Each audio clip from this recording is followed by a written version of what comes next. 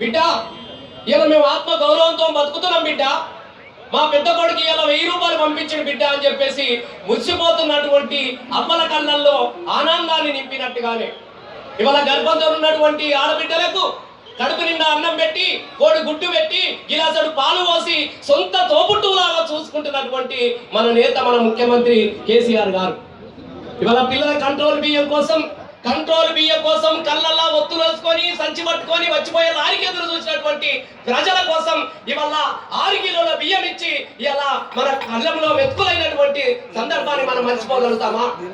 ఇవాళ మన పిల్లలకు స్కూళ్ళల్లో చదువుకునేటువంటి మన పిల్లలకు సన్నపూవ పెడుతున్నటువంటి మన ముఖ్యమంత్రి గారిని ఒక్క క్షణమైనా మనం మర్చిపోతామా? మన మనుషులం, మన కృతజ్ఞత ఉంటాం. ఇలా ఆడపిల్ల పుడితేనే అయ్యో ఆడపిల్లేనా అన్నటువంటి సందర్భాన్ని మనం ఎన్నో సార్లు చూసినాం ఈ తెలంగాణలో. ఫ్లైఓవర్ బ్రిడ్జిల కింద నా లంబాడి తల్లులు పళ్ళను అమ్ముకున్నట్టు, బిడ్డలు అమ్ముకున్నటువంటి దుఃఖాన్ని మనం ఎన్నో సార్లు చూసినాం ఈ తెలంగాణలో.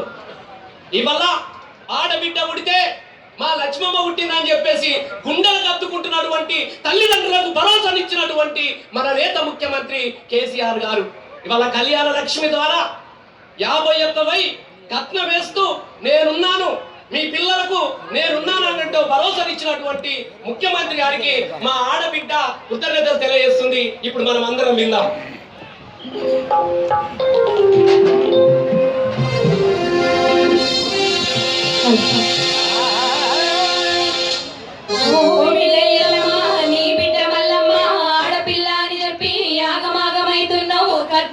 దేవాలని కంగారు పడుతున్నావు.